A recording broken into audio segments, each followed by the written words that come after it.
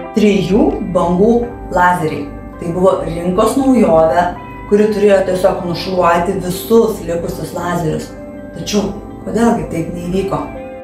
Kadangi aš žinau, kad mus stebi ne tik daug mūsų klientų, tačiau ir visi meistrai iš Lietuvos, taigi išsisaugokit šitą video. Kodėl tau tai reikalinga? Tam, kad suprasti, kodėl negali būti 3 viename lazerio, reikia žinoti apskritai, kas yra tas lazeris. Taigi, pradedam nuo pačios pradžios.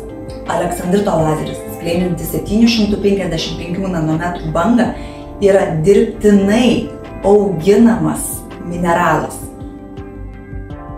Sekantis yra diodinis lazeris.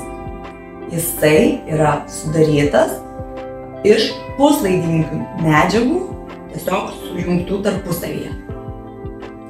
Ir endajagas. Jisai iš viso yra kristalas iš įtrio aliuminio granato.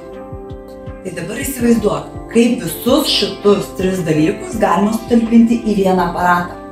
Kokio dydžio jisai turėtų būti? Kokio dydžio turėtų būti galvutė, su kuria mes turėtume liesti klientą? Galų gale, kiek jis svertų? O žinai, kokia jo turėtų būti kaina?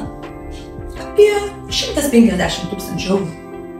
Taigi tampa labai įdomu, kodėl tuomet 3 viename lazeriai kainuoja 3000 eurų? O taip yra tik todėl, kad tai yra tiesiog naudojamos puslaidininkų medžiagos. O bangos ilgis tai yra labai elementarus dalykas. Tai yra tiesiog atstumas tarp vieno ir kito piko, kurie visą laiką kartojasi. Tai yra vienodas atstumas tarp pikų. Ir kadangi tai naudojamas tik tais puslaidininkis, ne mineralas, ne kristalas, ne diodas, dėl to šita visa technologija yra tokia pigi ir dėl to jinai vis dėlto niekaip nenukonkuravo rinkoje esančių Aleksandrito ir diodo lazerių.